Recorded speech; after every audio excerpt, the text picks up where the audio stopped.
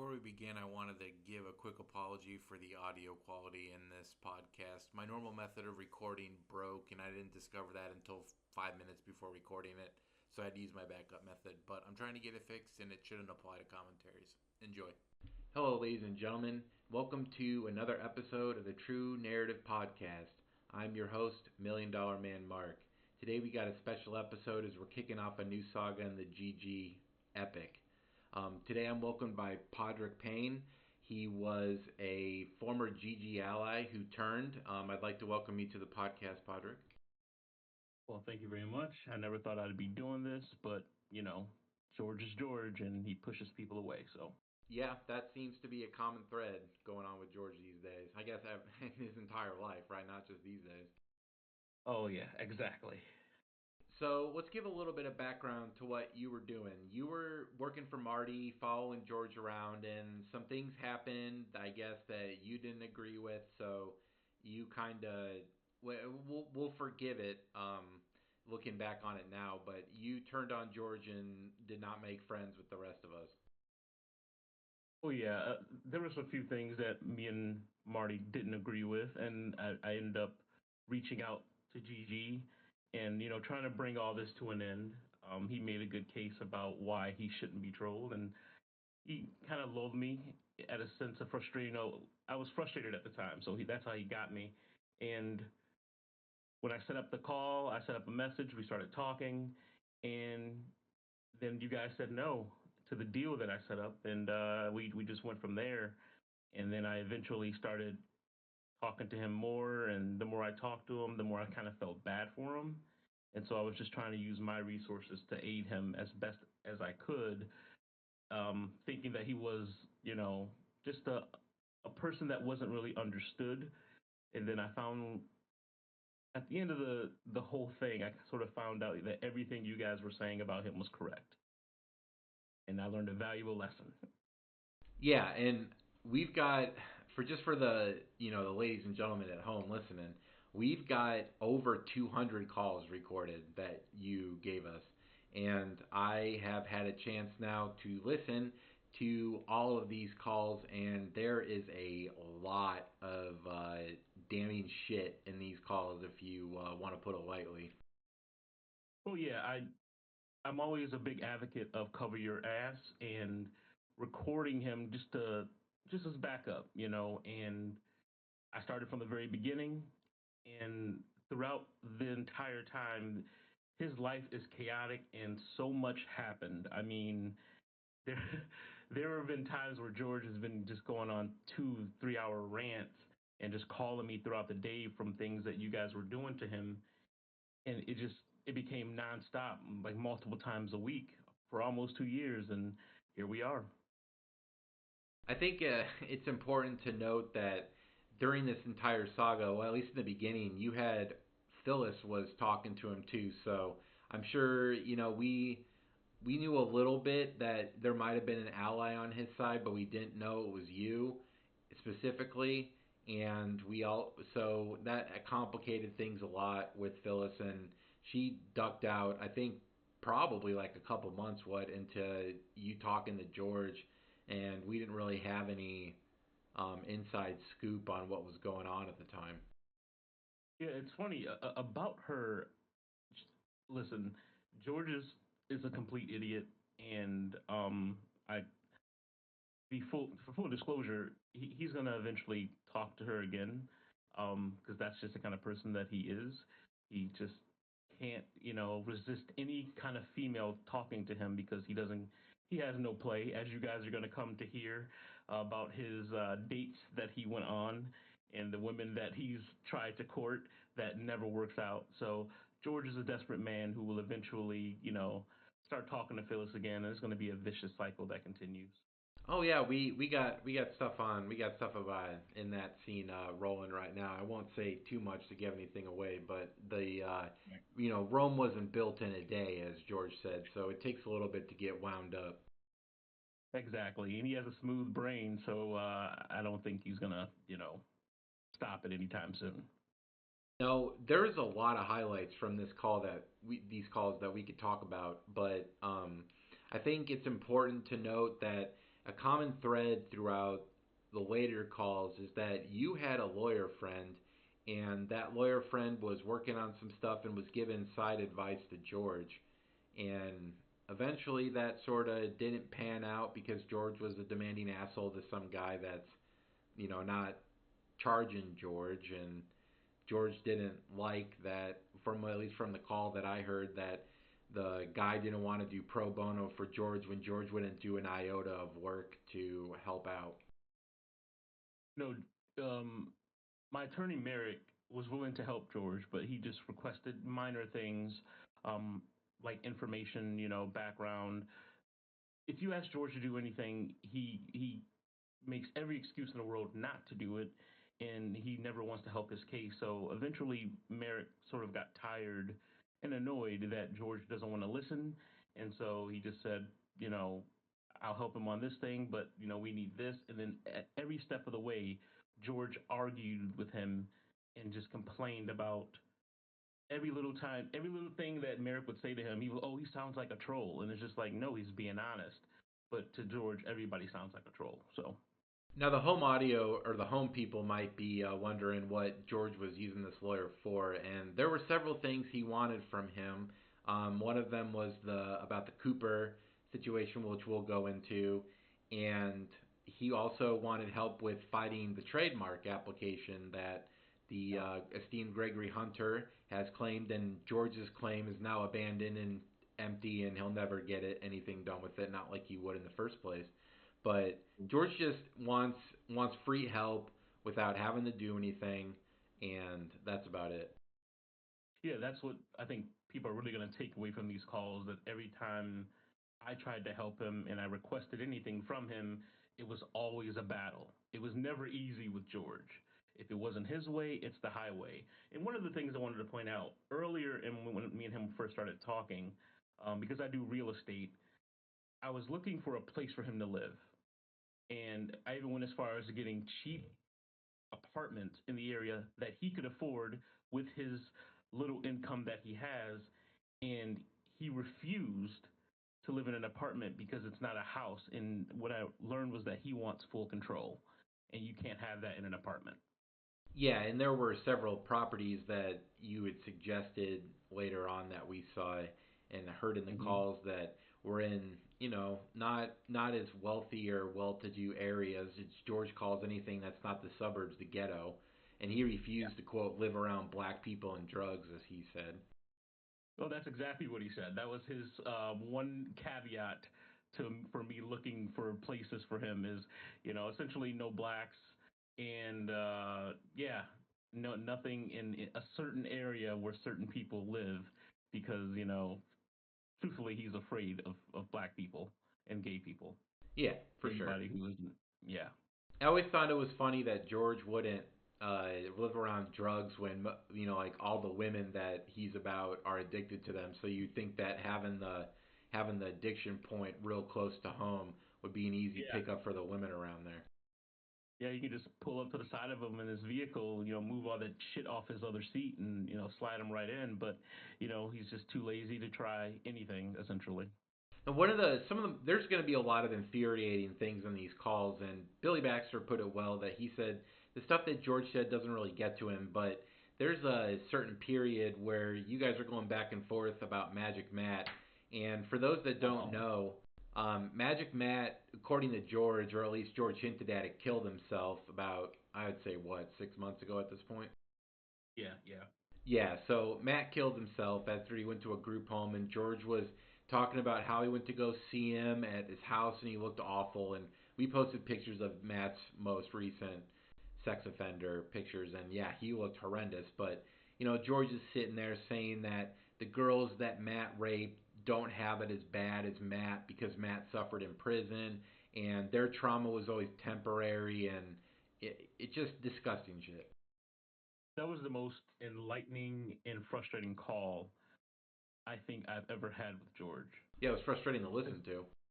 I can imagine because, if you notice, well, in that call, I kept having to repeat because I was in disbelief at what he was saying. I'm like, are you saying that Matt's suffering for his crime is worse than the suffering those kids, went through. And he unequivocally said yes. And so that is where, like, in my mind, I'm like, this is somebody I should not be helping. I shouldn't be even around because he's a disgusting piece of essentially for even saying that. And he honestly deserves his ass whooped for even going that far. Yeah, and he wants to do a tribute to Matt and all this shit. And it was like, you Ugh. know, like George acts like these girls were like 17 or something. The charge on that Matt caught for that was 13 and under. So like that's pretty young. That's the age of decoys they use in the Chris Hansen investigation. Yeah, Like you and you show up to meet a 13-year-old, there's no gray area like, just about to turn 18 or whatever. Like this is a fucking child. his whole thing is he served his time. Yeah. He paid his time to society by going to jail. That's not enough, motherfucker. He should never have gotten out. No, and I think Bob Floyd looked at this, and I think Matt got out of prison early. His sentence was like 5 years, and I think he served like 3. So he didn't even Oh, serve the full time. well, that seems to be a constant thing in our society. But them Bill Clinton Democrats love to be, soft on crime, but we're not even going to go that route. Yeah, this is a unless we're talking about George's dumbass politics, try to keep politics Yeah. out. Yeah, exactly. Because George has, well, it's funny you bring up Clinton because George is a Clinton Democrat, 30 years after Clinton was in office. But that's besides the point. Anyway, back to back to the calls. There's another infuriating little clip that I'm gonna play for you guys where George is dashing real late at night and hits a kitten or kitten, as George's illiterate ass says. And here I'm gonna play that clip for you guys real quick so you can hear it. That they did email Oh, her. God, I ran over a cat. God damn it, I just ran over a cat. Oh, fuck. Jesus Christ. God damn it. I ran over a cat, man. Oh no. Oh, shit. God damn, there's no kidding. Fuck. All right, man, I'm an animal lover, man. That oh, my God. Jesus Christ. God damn, I've had a real bad day. God damn it. Is it? Did you pull over? Yes. I mean, I couldn't stop. He got in the road. Just a kid, and he just got in the damn road. I couldn't. If I would have swerved over, I would have had enough. Damn it. You should pull over and see the damage, GG. Oh, I got a delivery I'm doing. God damn it. Ah, fuck. Jesus Christ. Damn it.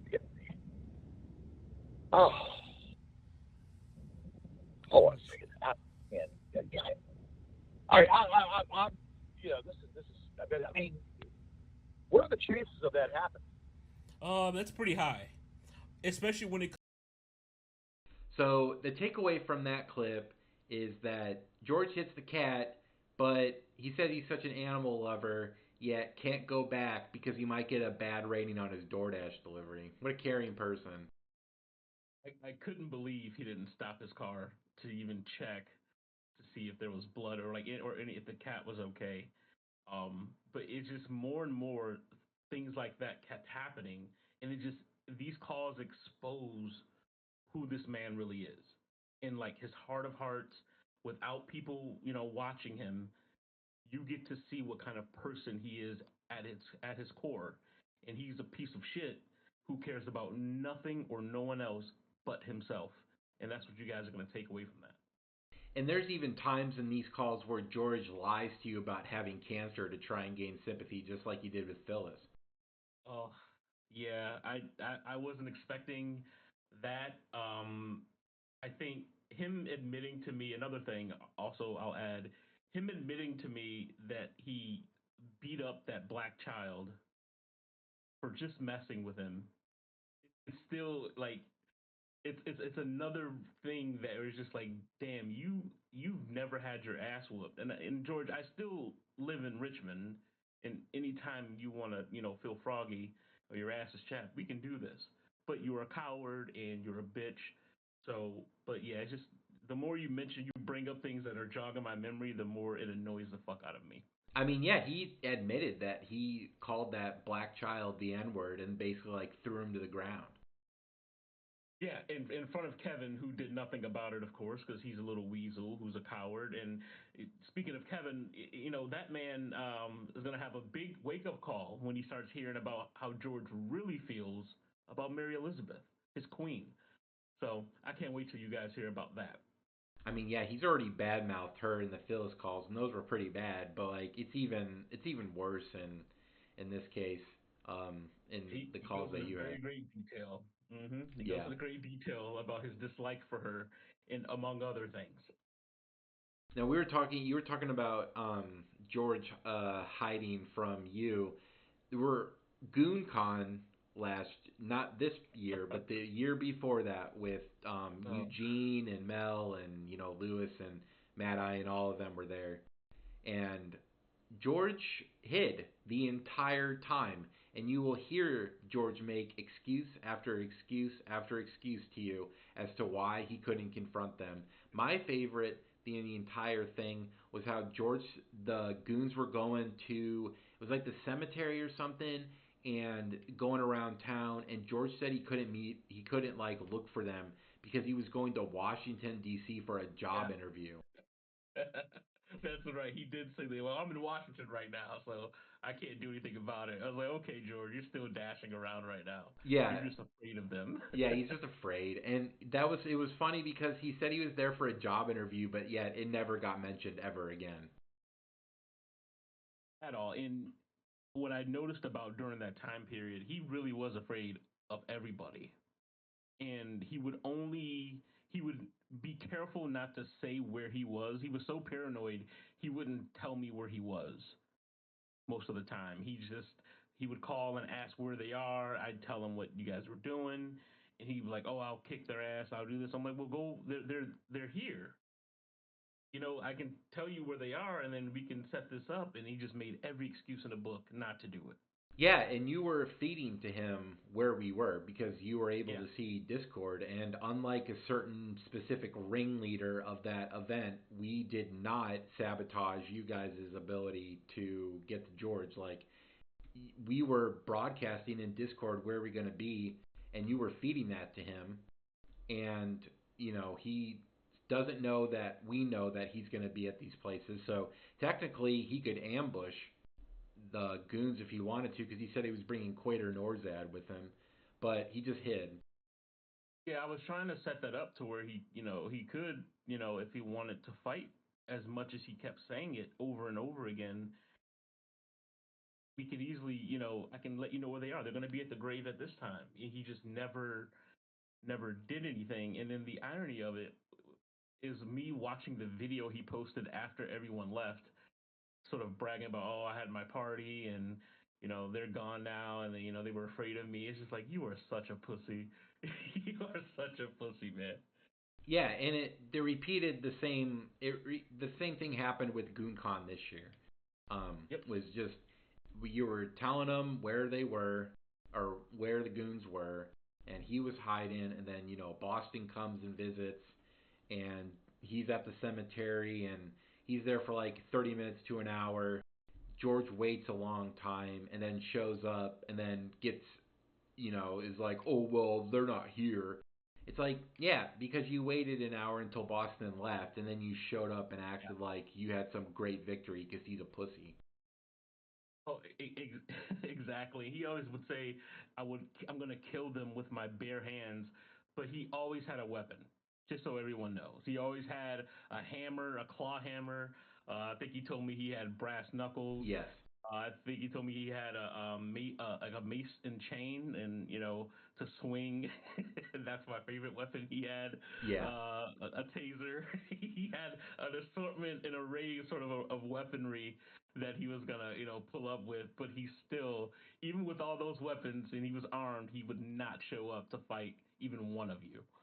Yeah, and it's funny because George does all of this, and he's all bluster.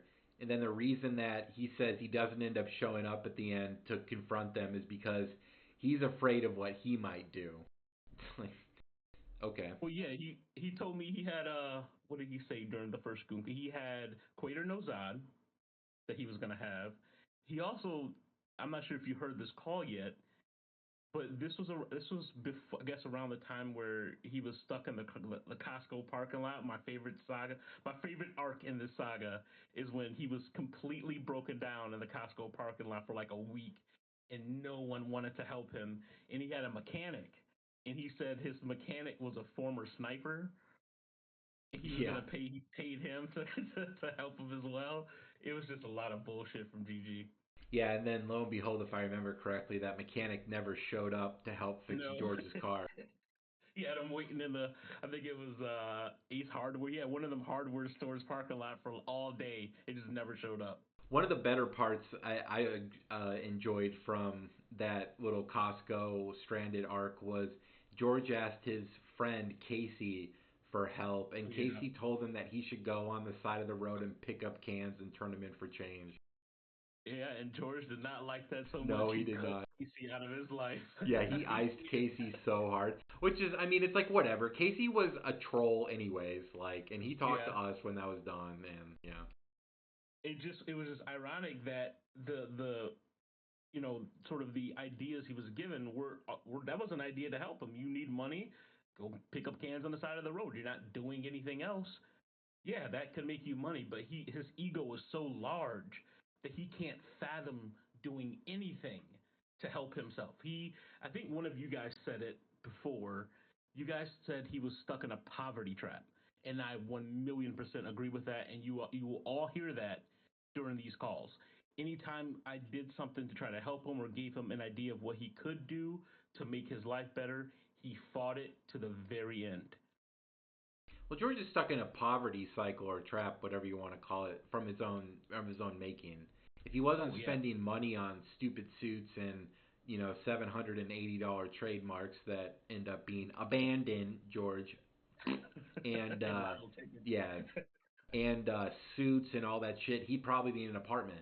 But that's not good enough Yeah. for George. He deserves to live in a three-bedroom, two-story house in the middle of the White burbs. picket fence, yeah, and Yeah, neighbors far away from him, so he can have full control over what goes on there. So he can say it's my property. That's his favorite thing. He wants it to be his property, so no one can fuck with him in his mind. yeah. Because an apartment would give goons access because he can't really do anything, and they could just show up to the apartment buildings and he can't kick them out. So that's why he wants a house so bad, and he'd rather live in his vehicle and cheap motels for the rest of his life than do anything to change it because that's just his mindset. Or Yeah, when he was stuck in the lot, Boston and Meth found him, and the Boston recorded it, and George was sleeping and hid. to this day he denies Yeah, that was him, and it's like who else is sleeping in the fucking Costco parking lot with them shitty tennis shoes on? Who barely can fit in the back, even with all the seats laid down. That's you, man. That's yeah, all you. uh, So he just doesn't make any sense.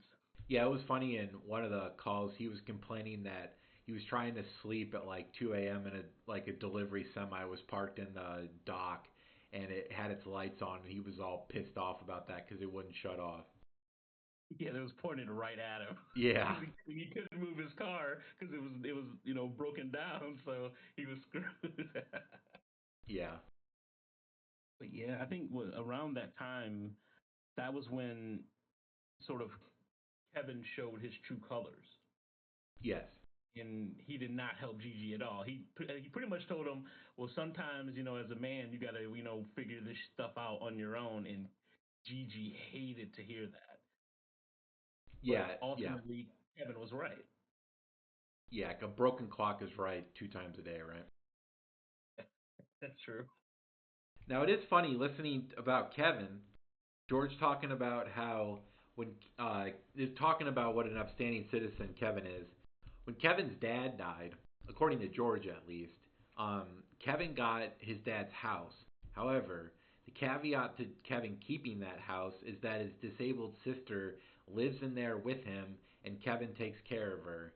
Now, I mean that sounds admirable and everything, but I just thought it was really funny that the dad added the clause on that Kevin had to take care of his sister or else he couldn't keep the house, meaning that if Kevin didn't have that clause on the house deal, he wouldn't have taken care of his sister. Oh, exactly. That's what that tells me. There, I think he would have put her in some sort of home and just abandoned her, and moved in his squeeze, Mary Elizabeth. And I think he should be arrested for even being around her, knowing he does not care about her and he only uses her to feed his own ego because she's the only human being on this planet who will look at him the way that she does. And so yeah, he's a little weasel too with his wearing sandals with a fucking suit. I hate him with a passion as well. Yeah, he's pretty bad.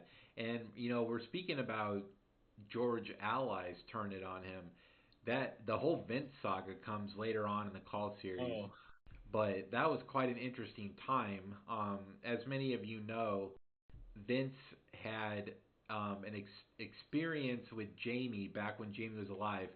Um, Vince dropped Jamie off at a hotel, and when they were in the car, Jamie gave Vince head, and Jamie recorded it, and Angela got it, and now Angela gave it to us, and we were playing it in Discord, and George did not like that, and unfortunately you couldn't get the video to George to show him because of the way we had Discord locked down. But well, it isn't that I couldn't get it to him. I told him to sign up for Discord oh so he yeah, could yeah, see it himself, and he refused to do it. Well, he said, "I'll have Kevin do it." yeah, See, because George can't do anything on his own, he needs other people to do it for him because he's a lazy bitch. So yeah, it's his fault he didn't see the video. And like I told him, I was like, "She's a pro, GG. I understand why you were head over heels for her. I get it." yeah. She was And slobbing. she just taking it all the way down, finished him off. And Vince was a lucky man, and George didn't like hearing about that. And I believe I recorded a call where he called Vince. Yeah, They had it out. yeah. It was And he really has heard funny. that as well. It was really funny. Vince got pissed at George for accusing him of that, and George even said he didn't call him that on the call that you recorded, but George admitted on another call that he called Vince the N word, full har r, Yeah. twice to his face in the call itself. Yeah, and he threatened. He said, if I see you, I'm gonna put hands on you. Yeah, And I'm thinking about it, and I told you, I was like, George, I mean, obviously it's not Vince's fault. He's a man. This woman, you're saying that you guys were together, you guys were in love and all this stuff, but she obviously didn't believe that. Otherwise, she wouldn't have done what she did. And so he's just making all these excuses, and he finally came around to just admitting that she was a whore. He admitted it. yeah. Well, because He was he said that he dropped Jamie off at a hotel and she went up to a room with some black dude or whatever. George made sure to emphasize that, and yeah, he the two of them went into the room and George tried to open the door and the guy started to close it and George put his foot in the door so he couldn't. And the guy, what did George say? He said something like, "Oh, I'm taking care of her," or whatever. And Jamie, it was obviously a business yeah, prostitution thing going now, and yeah, George just sat absolutely. and did nothing about it, and then wants And to he was, turn around and act like they're in a relationship. but not only that, it was obvious that it was a prostitution. I think in his heart of hearts, he knew that's what it was, but he's such a beta that he accepted it. He pretty much got cucked. And I think that's another part of the reason why he hates black men is because that guy cucked him and right in front of the woman he loves. Not to mention the old man and Yeah, the high beams. So yeah. Well, George was getting cucked by like three different people when he was supposedly in a relationship with Jamie. yeah, I mean she would fondle men while in his taxi with him while he's driving. Oh yeah, he said He that, was didn't he? yeah he would get mad because she was flirting with other men and touching on him Yeah, right while he was driving, and he shut his mouth and just took whatever she gave him because he's a coward. yeah. Which it's surprising that he got so mad about the thing with Vince when you had who would when George was dating Jamie, he would have had Orlando, Gary, and then whatever trick she was pulling at the time as like partners. So that's three different dudes cucking George at one time, and he just takes it. Yeah, I mean, she comes. He would find her. She hasn't brushed her teeth. She was homeless at the time, from what I understand. So she's not brushing her teeth, and just semen all in her mouth, and he's kissing on her. That's what Gigi loved, and that's what he wanted. And so, ugh, it's disgusting. But Gigi is he's never had a true relationship, and you can tell. Even when he's talking about the women in these calls, he doesn't he doesn't have like a sense for when he's being used, because that's every woman that he told me about was essentially using him for one Yeah. thing or another. Well, Shelly is the best example, and you guys all know Oh, about Shelly. We went over that. yeah, And then it just George would always mac on the chicks going to the methadone clinic that would ride in his in his van. And Shelly was not the only girl that he tried with, and that's by George's own admission. yeah. He's always goes for low hanging fruit with some sort of addiction struggles and family issues, and it's like George, I think, is gonna be alone for the rest of his life, because I For even sure. try to give him game. I'm like, man, you need to find someone that actually just cares about you, and she doesn't have to have big boobs and a nice body and be super young for that to happen. He will not accept anything that doesn't look like a 10 Yes, and in in his eyes. one of the very last calls that you guys did, George, you were suggesting that to him, and George said that he's picky because he can afford to be picky because he Yeah, deserves to be picky. yeah, he It's did like, say that. yeah, it's He like, did. It's the one, but he's picky. But it seemed like all the women he would talk to all had kids, and they were in. Even though he would tell me they had to look like this or that, they were bar whores. Essentially, is what he was going after. yeah. I mean, that's what Sue and Shelly are, bar whores. Yeah, yeah, that's true. Yeah, that's true. They hang out at the bar, all the way to last call, taking home whatever they can. And George was that simp. I mean, he was trying to take a girl on a date to the movies and all that. She wouldn't make eye contact with him. Just Oh, that was funny. Yeah, yeah, yeah. Yeah, and what was that? He bought tickets to go to some concert, some classic rock concert with some like what was it, like 25, 30-year old who has yeah. never heard of that group, and then she bails on him that day, just like completely ghosts him. Oh, he has no self awareness. Like she's always asking for money or rides. It's like, yeah, obviously you're a simp, bro. Yeah. That's what you are, and she knows you'll do it just by being in her presence. And I was just like, well, you didn't try to do anything. You just, well, she kept making excuses. She wouldn't even look at me. Like, oh, okay, yeah, she's not interested, bro. But he just, he finally realizes it, when it's way too late and they've got everything they wanted out of him. Yeah, and that's always the thing with George, and it's a constant throughout your guys' calls, is that he's always talking to somebody. There's always a woman he's interested in, or a woman he's talking to, or a quote woman he's dating. And this is that the type George is the type of person.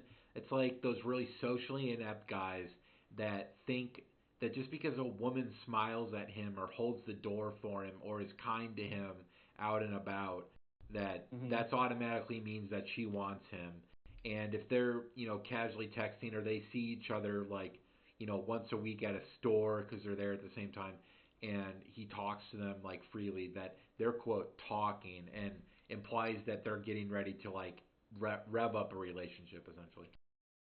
Well, yeah, in most of it, I believe it's ego, because from what I remember, a lot of the women he would talk about, they were waitresses. So of course they're smiling and being nice to you.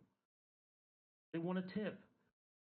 That's all. That's essentially what That's their job, is to be. And he thought they were like flirting and laughing at his dumb jokes, but no, that's just their job, man. You're not some ladies' man. He just never understood that. He probably will never understand it, even if he listens to this. And shout out to our guy Brian at Mini Price. Yeah. It was a I felt bad for Brian because Brian is just doing his job. George, I kind of was on George's side a little bit with the storage thing when he was trying to get the audio, and Brian was like, "Oh, I can't do that." He was making excuses, but then when George harassed him in that call when he recorded him, I was like, "Oh no, that's wrong, man. What you did, like So that's not good." so let's give a little bit of background into the whole storage unit saga because that was definitely great. I uploaded the call or the video recording that George did talking to the storage unit person a couple weeks ago, and the story behind that call is one of the female goons that was not meth. I know who it is, but I won't say because she probably doesn't want me to. She called the storage unit and pretended to be George's niece or something and wanted to know how much money was left on George's account and if she could pay it down. So she found out that George was in quote, as he put it, in the rears, about $700 or so dollars. And how George would treat that is that he would pay the absolute bare minimum to avoid default while still staying in debt and owing them money. So Yep. George got. We were talking in Discord about how George was behind and everything, and you saw that and told George, and he was really, really angry that the storage unit people talked to a troll, even though they had no idea, and he supposedly had talked to the people there about what was going on and stuff. That was only the beginning of what happened with Brian. So George, storms in the mini prize and is confronting Brian about wanting to hear this call. None of them give a shit about this. George is just like an annoying asshole, and you guys heard how abrasive and rude George is to that guy. I mean, that's just how he treats people. And so after that, Brian ends up becoming one of our friends, joins Discord, and he is ends up helping Henry get into the storage unit and get the things that Boston smashed on livestream. Oh yeah. With Brian, he would tell me when he would see Brian and his husband out at Applebee's eating dinner, and how he like glared at them or gave them the eye, as he would call it. He's like I looked him right in the eyes, like that's some sort of intimidation tactic. And his Brian and his husband are probably sitting there like, why is this fat loser looking at us? Oddly from the picking up food for other people. Yeah. I might add. But yeah, he just for some, and he goes full homophobic against Brian for just doing his job. Yeah, and And I'm gonna play a clip for you guys real quick about what George thinks about Brian. And Brian was obviously, as you mentioned, gay, and George hates that. And Brian was also the manager at Mini Price. So this is what George has to say about gay people who hold managerial positions. During the recording of the show, I realized I didn't have the clip on hand anymore that I needed for this part, and I couldn't find it. So instead of playing this, I'm going to play a clip George talking to Podrick about how the trolls making fun of him is worse than Matt raping two 13-year-olds. So, Okay. like, I don't want you to think that I am. So, To answer your questions, what they've done. To answer your questions, what they've done. so my question was, Okay. the trolling that you have received from the goons is worse than what Matt did to those girls. If you want an answer, that's my answer. So the answer is yes. Okay. You want a direct So answer? now- That's my answer. So with the So I mean that's basically George's MO about, gays aren't fit to do this and that. And I mean, can you like Jesus Christ? I couldn't believe he said it. I couldn't believe that's what he thought. But yeah, he has a disdain for homosexuals, people of color, no matter what. He's got some sort of joke. I mean, even against Peter, it was always some sort of anti-Asian sort of joke he was making about him, and it's like that's all you have is just racist jokes or some racial angle, and you can't fight him like a man. Yeah, I mean, George. there were times. Yeah. I was gonna say there were times where he admitted he saw Peter. I'm just like, well, did you do anything? He was like, no. then I'm just like, well, why are you talking all this, stuff to these people? If anytime you see them, whether it be trolls that are following him that he spots, I'm like, yeah, that's them. You should say something. He won't say anything. Yeah, and he always talked a big game about Brian too, about how he's gonna whoop Brian's ass and stuff. And he goes in there and gets manhandled like a little bitch by him. That was the funniest thing ever. Is George talks down homosexuals so hard, and I mean he got owned by that guy by Brian when he went in there. I mean, as far as I'm concerned. Oh yeah, I mean it was a simple, as Brian just doing his job and just, well, none of that matters. They can't get in there. And George turned Brian into a troll. Oh Because yeah, he for kept sure. telling him, all these people are after me. They're doing this, they're doing that. So Brian got curious from what I read, and he went online and just saw all the calls and the stuff about George, and he joined Discord, and that's what he realized, that George was a piece of shit. Yeah. I mean, as if you couldn't figure it out just from the way that George talked to him, but I mean, I'm guaranteed that there was no better day than when George moved his shit out of that place. Oh, and from the last time I spoke to him about the storage, this new storage unit that he's, for some reason, he thinks you guys don't know where it is, but obviously I know that you guys know where it is, and I tried to tell him that, but he didn't listen, obviously. But he's in the arrears there as well. So Yep. And he also admitted that part of the reason he liked mini price storage so much is because they were lenient on him for being so far behind. And he said this new place isn't like that. yeah, from what I understand, he's got some surprises coming his way. I tried to warn him, I tried to help him, but people get what they deserve. There's just so much stuff. It's like it's overwhelming. And the people at home are going to enjoy this because the calls are on par definitely with Billy Baxter. I think if not better, just because the calls themselves aren't framed from being a buddy troll like Phyllis or Saunders or Billy or Saunders, Billy or Phyllis, and you're just actually legitimately trying to help him. And I don't blame you one bit for recording all these calls an insurance policy, because I'm sure as you've seen by now, and that George ends up treating people like shit regardless. So if you have a bargaining chip, plus the goons or Marty and Henry were coming down hard on you at one point. I mean, you had to move and go up to a cabin and shit because you thought Henry was coming after you.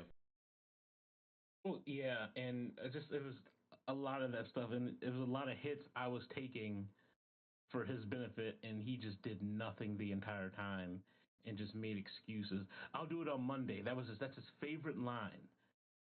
I'm gonna take care of this on Monday. I'm filing a suit on Monday. It was always Monday, Yeah. and nothing really more sticks out right now than when Roger had his court case against Eugene. Yes. Gigi was hinging that all this was going to come to an end if Roger won his court case, and that would mean that the goons could never say anything about him or bother him again if Roger won, which was complete bull. Yeah, and a little bit of background for those of you that didn't catch up on Goongon last year, 2023. Tony and Boston, and I think Meth was there too. Deus wasn't. I think Mad Eye might have been there. Went to Roger's apartment and a little scuffle broke out. Roger ended up pressing charges against Eugene for like assault or something like that, or trying to get he was trying to get a restraining order against him, and or a protective order, and so Eugene had to go to Virginia to go to court, and George was there in court, and Eugene just laughed at him, and the funny thing about that is that George is outside looking at Eugene, and George was afraid because Eugene brought a gun with him to the courthouse. He obviously had to shelve it when he went in, but like George made a big deal about that for some reason. And George is out in the Yeah. parking lot facing down his mortal enemy that's been doing a podcast about him every single week for like a year straight. And George cannot stand this person, just wants to go to blows. He has the chance, but doesn't. And Eugene's not a pussy, man. Like, if George would have confronted him and got up in his face. Eugene's not going to be the type of person who just like pulls out his gun and caps George. Like he knows that if George wants to rumble, then Eugene's going to step up and rumble with him. Oh, absolutely. And I don't know why he thought the gun thing was such a big deal. He was just like, "Oh, they brought a gun. See, they weren't gonna fight me fair." And it's like, George, any one of them would fight you one on one just to record it. Yeah. Just to record. They're not gonna shoot you. You are your entertainment, so they're not gonna try to kill you. They don't want to go to jail for that. So he just any little excuse he could to get out of confronting them, he made it essentially. Um, I mean, there were times where what I tried to get GG. I tried to get like a itemized list of things from George, which I learned about his overwhelming debt. So I can get it to my partner Earl, so he can get a place. And it's just when he broke down his income and everything that he has, this guy is not only destitute, he is horrible with money, and it just shines a bright light on who he is as a person and who it is that you guys are dealing with. And this guy's not working with a full deck upstairs. And so every little thing you do to him, every email you send to him, he reads it and he goes off on it. And he's easy to trigger. He's a little bitch, but yeah. Yeah, and it's a funny thing that we talk about in Discord from time to time because people email George and share their emails and the responses back from him in Discord, and we all laugh at it.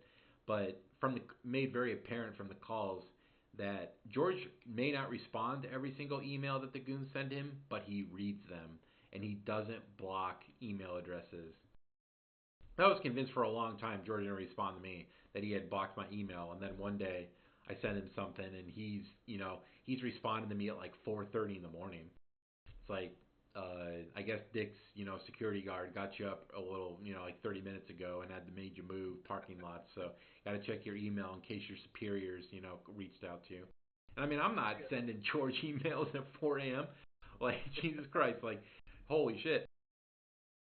There was you guys had him up. I mean, there were times where I don't think he got like an hour of sleep. No. He was up responding and just going off. And I think that wasn't more prevalent, you know, till like the Cooper thing happened. Yes. When I found out about Cooper. And Yes. telling him about Cooper, that sent him over the edge. And learning that Cooper was, taken or not taken actually, he was sold for a case of beer and a couple $100s. That's the truth. Yeah. That's what I tried to tell him, and George thought he could call Canada, and he called the police in Canada to try to get his dog back. It's just craziness. I did want to give a quick little background about the Cooper thing, since we're talking about it. George left his dog Cooper with an old lady for like 5 years to take care of her, and since George never got any place to live, she kept him. But then she got sick or something and went to a home, and her husband or her son took over, and I guess he was like an asshole, and he was feeding Cooper beer and shit. And George knew that, but yet didn't take him out of the home. So Henry followed George a couple times to the house, and when George was gone, knocked on the guy's door and ended up buying Cooper off of the guys for a better home, and ended up getting a private charter up to Canada to give him the meth to live with, and her in Boston took it from there. And Cooper ended up passing away because George had him in such poor health because he didn't take care of him properly, and that one guy wasn't taking care of him, obviously. Then cremated, and that's that. But George was very angry about the Cooper thing. I remember when you first told him that Cooper died, he said he was up all night, like fuming and shit. Not upset because Cooper died, but because he always talked about Cooper as property. It was always my animal, or whatever. It wasn't like a companion, or it was property to him. Yeah, that's essentially what it was. It was a crutch, you know, and he put that responsibility on some old woman of all people to take care Yeah. of his dog instead of taking care of it or giving it to the shelter like he should have. But finding out that Cooper was, having a better life in Canada, he did not like that. He spent many a nights and many a calls just going off about calling the Mounties, private investigators. He's going to get his dog back one way or another. I think someone posted a video in the Discord with Cooper's ashes after he died, and I gave Yes. that to George, and he did nothing. Yeah, he was talking about how he was gonna go up to Canada and show up to Meth's door and like beat her ass and stuff. And I'm like, you don't even have a Yeah, passport. Like, how you getting up there? that was the big thing. I was like, you really gonna beat her, like attack her? He was 100% that he was gonna attack her. I mean, from what she did recently, I wouldn't blame him. From what I'm understanding, I mean, Oh yeah, but yeah, I mean, that's George though. He doesn't have a problem trying to beat up a woman. I mean, didn't he? There was a call where he was telling me about the woman his father was with, and he was gonna, he got so mad at her, he was gonna attack her or his neighbor. Yeah. They were, saying stuff about him. Like he will hit a woman, I think, in a heartbeat. Well, he missed several opportunities to smash or smack Kristen around, but I don't even know if I consider her a woman, let alone a human. So, like some Yeah, I mean, creature. she's and it's crazy that even she wants nothing to do with him. Oh yeah, that was a big thing in a small part of the calls too. Is that George ended up talking to Kristen, and that didn't last very long because Kristen was just going on her typical schizo, conspiracy dipshit rants to him all the time, telling him that like George didn't like hearing that Biden's a pedo and stuff. So Kristen would be parroting that constantly to him and pissing him off. Biden's a pedo, Clinton's a pedo, and we can argue about whether that's true or not, but Right. you know, George doesn't want to hear it. He doesn't want to think that Bill Clinton's a piece of shit. So, he's getting butthurt at her. She blocks him on Facebook, and they don't talk anymore, right? As of right now, maybe like once in a couple of months, but like she's just, I mean, she's insufferable. And George seemed to figure out earlier in the calls when we were talking about her that like she didn't care about him. She liked the drama. She was in it to get attention. And when the attention became too much, she backed out and left him alone. It was never about defending him, but to George, the crusade was about defending him and defending Kristen. Oh yeah, it was. I think she finally realized, it took her years, that he did not give a crap about what happened to her, and she is she's a horrible person her damn self, and it's just two horrible people had a common goal until one realized that it wasn't so common, and yeah, she's a piece of ugh. She's disgusting her damn self, and I also think George was afraid of her boyfriend or her husband or whatever. Oh yeah, Um, I think she had a miscarriage. There's a lot of stuff that happened she with her did that have a we find out. miscarriage. Yeah, thank God. Could you imagine? She had three. That should have been. She has three kids, and that should have been three miscarriages right there. I was like, Oh oh my man, god. God's a little late on that one. He's three. We're going four deep here, and at least we're three from four. Because she's the most unfit person to parent in the entire world. Oh yeah, absolutely. Just beyond sort of a horrible person, and but that's what George surrounds himself with, and it's another something just popped in my head. Um, he did the interview with Ricky Morton, Hmm. and for some reason he thought that that was gonna blow up his YouTube channel. He thought that he was gonna be, have thousands of views, and he's talking to the old Rock and Roll Express, and he thought that interview was gonna get him an interview with Ric Flair, which he does eventually meet Ric Flair at GalaxyCon. And what's the first words that he says to Rick, and the only words that he says to Rick? I love you. I love you. That's Yeah, what he that's says. exactly what he He said. looks. He gets up to Ric Flair, and he's so starstruck by this old ass, washed up grifter that his only thing he can muster out of his mouth is "I love you." And Rick was like, "Who's this fat Mark?" Yeah, George was talking about before he went to GalaxyCon how he's going to try and give Rick a copy of his book and all that. He also met Arn Anderson too, who was just sitting with his son, and George went over there and bothered him, and he took photos with him. He just looked so uninterested. Yeah, George even complained about that. He was like, "Yeah, I was just talking to him, and it went in one ear and out the other." I mean, no one likes you, Gigi. None of those men it's just you're a fan. You're a mark to them. Just be like, give me money. Yeah, George ain't buying, so they ain't buying his bullshit. And not only that, he paid for that photo. They're old wrestlers. They want their money. You want an 8x10, you got to pay for it. You want a picture, you got to pay for it. So him thinking he's just some big deal, but at the same time he was also paranoid because goons were there. Yep. That they were going to ruin his time, and they were all dressed up in different costumes and whatnot. Following him and Kevin around, and yeah, George literally thought he I believe he told me he emailed Conrad Thompson to see if he could get Flair or Arn Anderson to do his show. Oh yeah, that was Ric Flair's agent, right? Yeah. Like that's his son-in-law who's his podcast partner. Okay. From what I understand. Sorry, I don't know anything about wrestling, so. Yeah. He was gonna because that's what George does. Everyone, just so you know, he when he's in his downtime.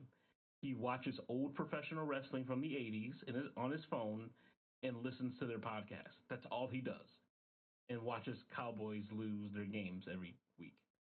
He does. He did also say that he will sit and watch his old shows in his home with four wheels and reminisce about the good old days and laugh at his own show, but not laughing at it ironically. He thinks it's actually good. Yeah, he really thinks he's entertaining. That was another thing. And he thinks that he is so entertaining that he shouldn't be criticized for his art, for his show. And if you guys don't like it, you should leave him alone. But when I told him about the doppelganger, he did not like that because the guy looks nothing like him. Yeah, for Goongon this past year, we hired a doppelganger that looked like George, and he was what nationality was he? He was I think Guatemalan. Okay, yeah, and he did look like George a little bit. He had the whole stripe in his hair, wasn't as fat, but it was funny parading that guy around the different places the goons went, saying he was George Yarrett, pretending to be GG. And George didn't get the idea that it was obvious that guy was a doppelganger, but George, thought that everyone would think it's real, and that guy looks nothing like me. And I forgot what he said. He said he was like Asian or something. He called him like an Asian guy. And he's clearly from South America. Yeah, and Gigi believes that he is so well known around here, around Richmond, that people are gonna know that's not him. And it's like, Gigi, nobody knows who you're the old public access host. So when these people have this doppelganger at Goongon, because you guys had him going around acting like George, telling people his name is George Garrett, harassing women at nightclubs to smear his name, and he just kept making excuses about, oh, no one's gonna believe that. It's like, George, nobody knows you. Yeah, this isn't the mid '90s anymore, man. Like public access, no one. You had yourself admit that no one watches your shitty private Facebook shows. No one gives a shit about him. No one knows who he is. Yeah, and I think the only people who really know who George is are the people that work at the cemetery. Oh yeah, well that was. I did a video on that on George saying that he was talking to Forest Lawn Cemetery, saying that the goons weren't allowed to come visit the grave, and if the cemetery saw him, they were going to arrest him for trespassing. Which George doesn't understand what trespassing is. He doesn't understand that you have to be trespassed from a location first. Then, if you go back, it's trespassing. He seems to think that if you just go somewhere when you don't have the trespassing against you, you can just be arrested for it. which you can't be arrested for going to that cemetery. It's open to the public. And that's what they Exactly. told him. They told him that.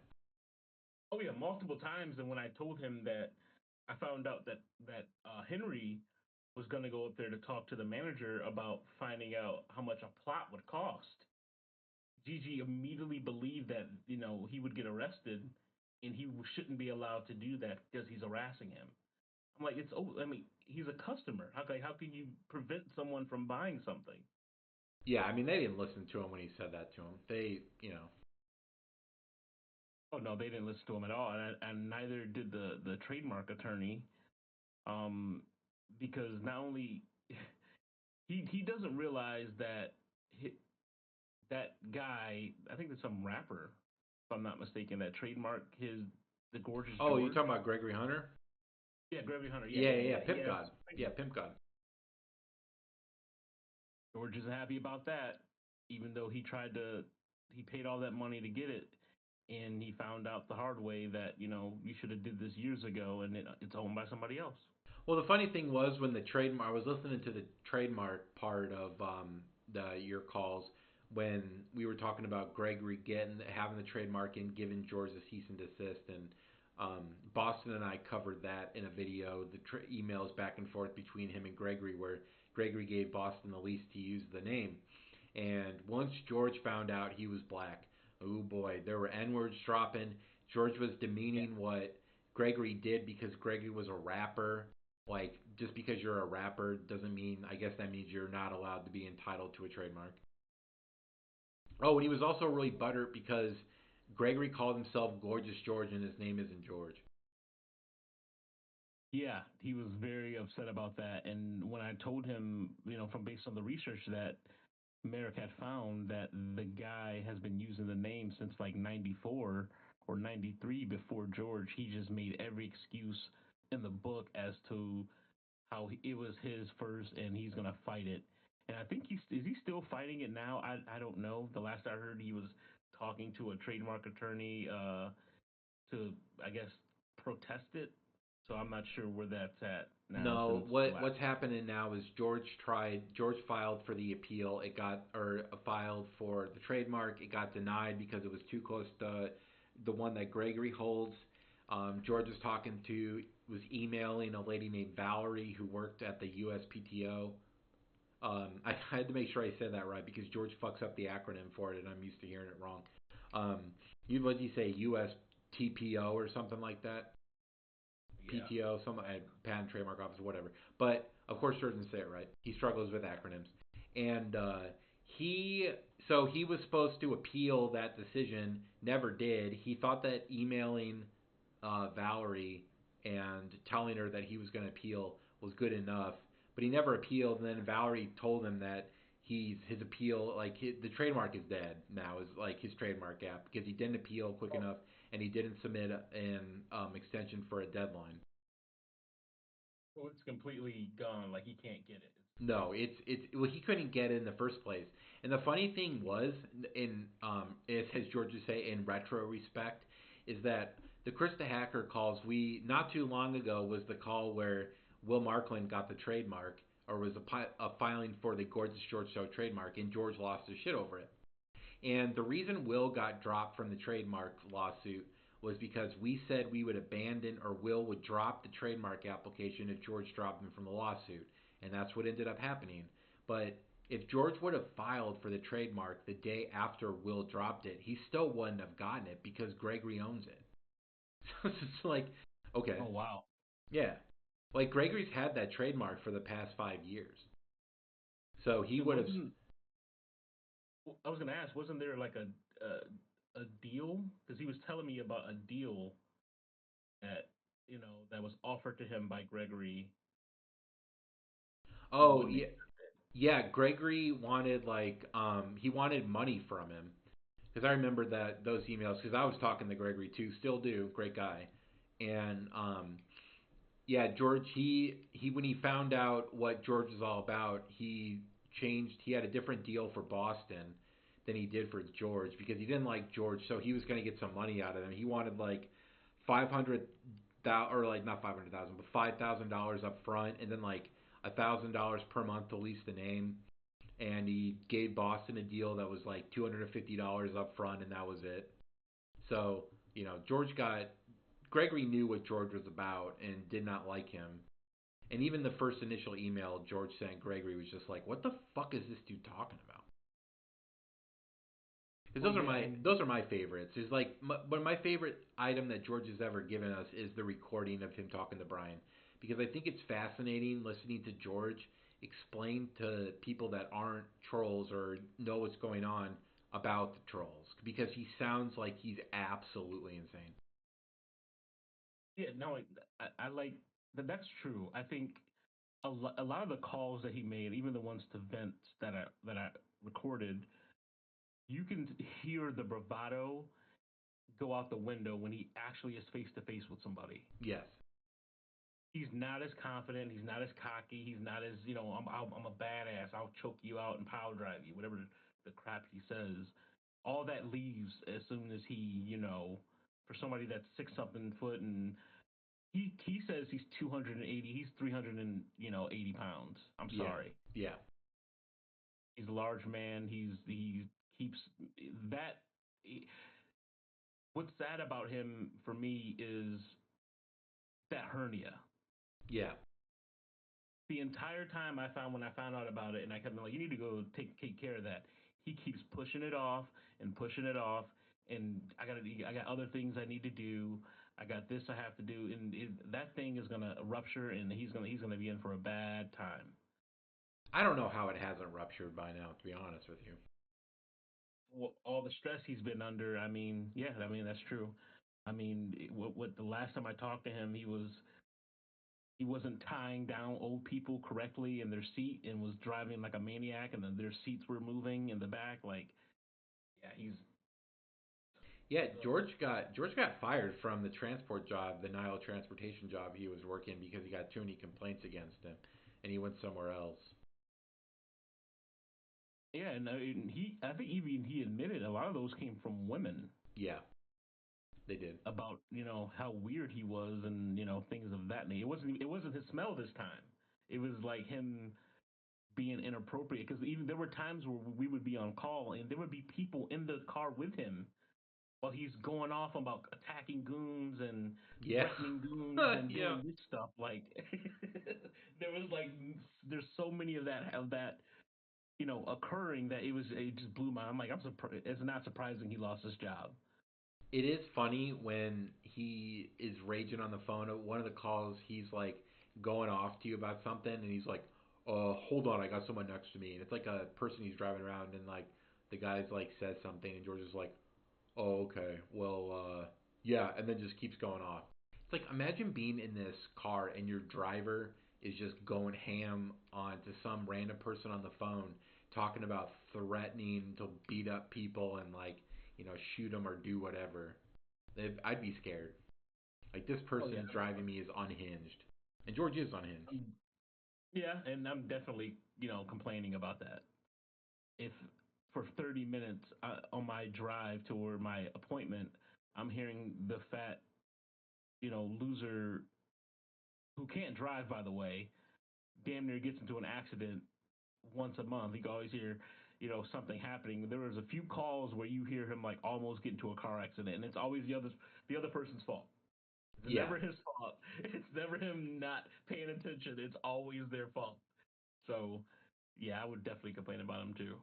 and people did, and he complained about the old people smelling like pee and having to lift wheelchairs, and it's like, then if you don't like doing that, then go get a different job. Oh wait, you can't, because you have to be like, he didn't like, you have to be your own boss. He likes an app telling him what to do. He was not happy with his boss constantly. And if I remember correctly, he asked his boss several times for forward loans to like pay overdue bills. Yeah, he wanted money in advance, because he was working all this, and his boss you know, held out money on him for him working extra Yeah. hours because of the complaints. Yeah. Yeah, that was a little funny addition that the boss is kind of fucking George over at the same time, when because of George's awful record and standing with clients. And I love that his boss was black and he just had to take it. I know he hated that. Yeah, So his boss, from what, if I remember correctly, is an African immigrant, so like he doesn't speak English super well, and that also pissed George off because he was trying to explain. He said he's tried to explain to his boss several times about the trolls, and the boss has basically just told George on the second time that he didn't want to hear it and he didn't care. he completely dismissed it. And I mean, there were times where you guys were going to go up there and he's like, "Oh, I already talked to my boss. He knows about them. So, whatever." I mean, there were times where he called the police and I'm on the phone and Yeah, we got that one that I put up. That was one of the ones you recorded of him calling 911 about Watt being heckled at the comedy club. he sacrificed Watt too. Like going back to Goongon, I told him that you guys were gonna go over there. That's where you were headed.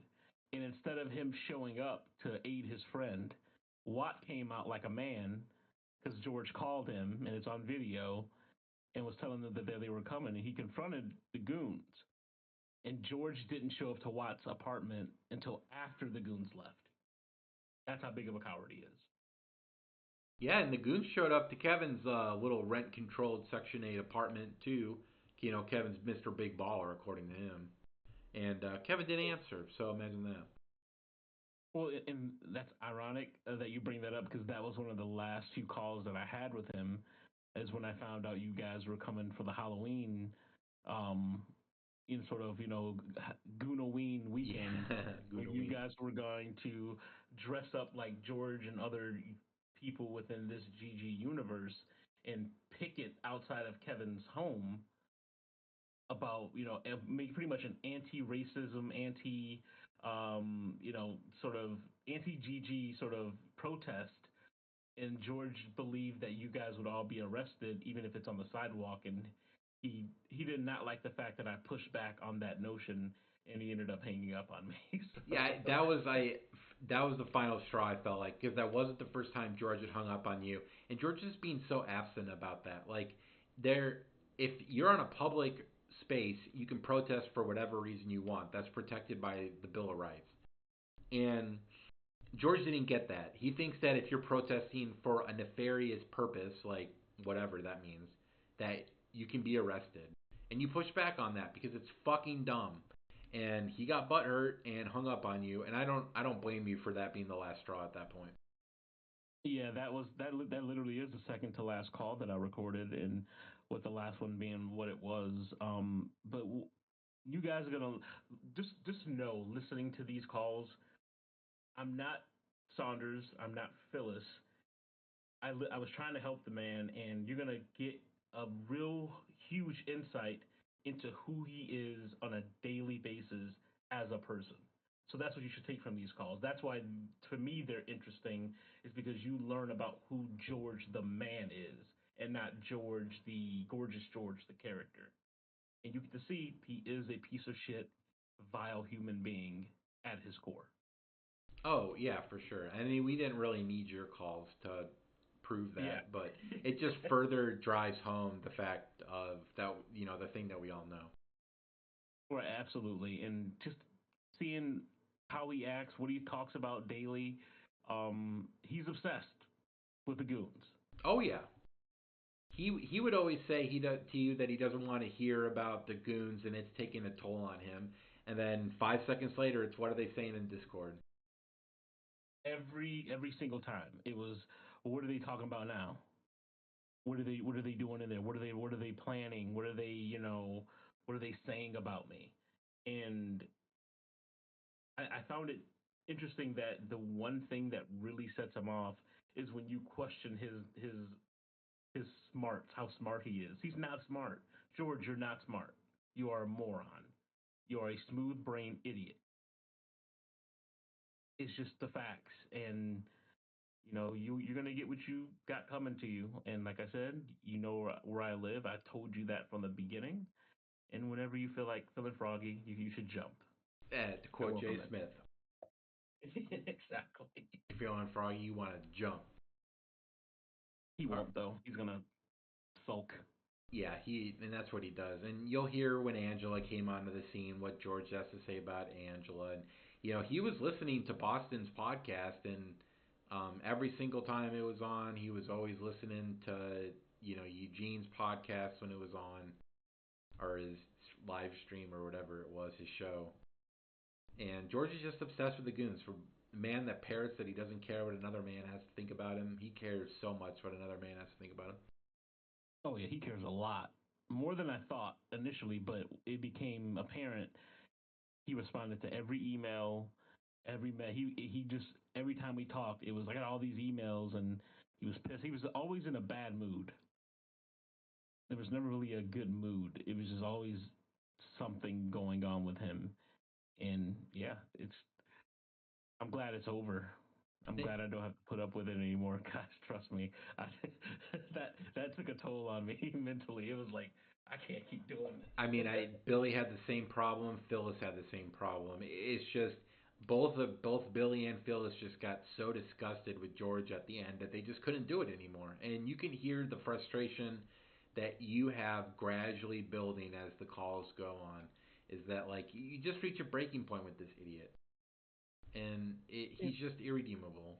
And there's also, I wanted to point out before we wrap the podcast up that you asked George to make basically a deposition for your um, lawyer Merrick, outlining the history of the goons, and that in typical George fashion, the first video got leaked publicly, and I remember we all saw that, and we were really confused as to what was going on. Yeah. But there's a part 2 to that video and a part 3 as well. So George's chronicle of what happened with the goons is like 2.5 hours long, and I will upload that to the channel eventually. I gotta hunt it down, but that's a very interesting listen. It's another one of those George explaining the trolls to someone who doesn't have any idea. And George just sounds like a schizo when he talks about it, which that's part of the goal is for George to explain this to random people and sound crazy. Oh, absolutely. And just so you know, it's a lot of calls. I couldn't believe I got to 200 and something. And not to mention that, there's a lot of short calls too. Yes, there are about 15. I will say, with your calls, they're great because each one is on average an hour long. Some go a little bit less, some go more. But the quick calls that you labeled in there are at least 30, 20 minutes long. So, like, they're almost full calls to begin with. So, I think we ended up with 216 total calls with, I would say, probably, 15 or 20 quicker calls. So, and those fit into the narrative. It's about 25 quick calls and then like the 209 208 calls. Yeah. Yeah, so a lot. You do the math on it, and you guys will be listening to calls for at least the next up to 5 years. Yeah, and the best thing about that is even after the end of these calls, there are going to be more. Oh yeah, you better believe it. There's going to be more. I don't think George. This is going to happen until he's gone. George is going to die before these calls complete, and George is going to be listening to them because he admitted to you that he was listening to the Billy or Chris the Hacker calls that I was putting up.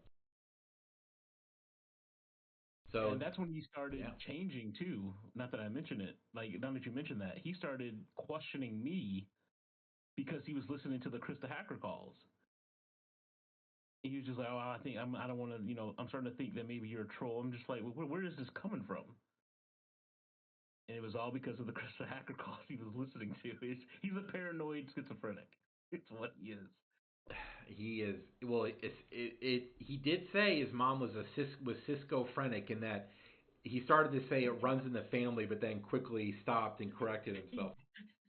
He did say that. You're right. Oh wow, I forgot about that. Damn. Yeah, apple don't fall from the rotten tree.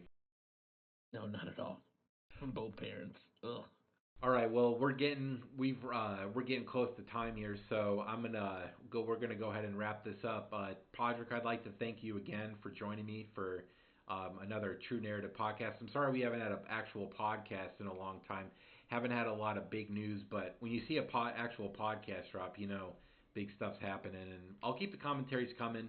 I do want to do some commentaries over your calls. They are very good, and there's a lot of background that was going on behind the scenes, what the inner circle was doing that you were reporting that I think people would find interesting. So commentaries are going to continue, but before we sign off for the day, Podrick, is there any parting words you'd like to give the audience? Anything about you or any messages to George? Well, for me personally, I'm glad this is over. I never want to speak to that man again for the rest of my life. I'll be happy knowing that it's done. For the audience, I hope you guys enjoy these calls.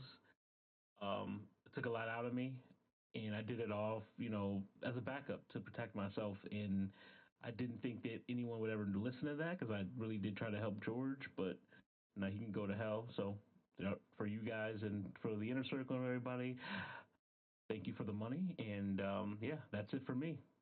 All right. Well, thanks again, Podrick, and the rest of you guys. I hope you enjoyed this episode, and I hope you enjoy the calls. I'll be uploading one on Thursday, and then the weekly call will drop on Tuesday, and maybe over the holidays we'll get a couple extra calls out there for you guys if you have some downtime and with the fam. If you need a break from the fam and want to listen to share your holiday magic with George's misery, that's always a good mix, I think. So that's it for me. That's it for Pod, and the calls are coming. I'd like to thank everybody for listening, and have a good one.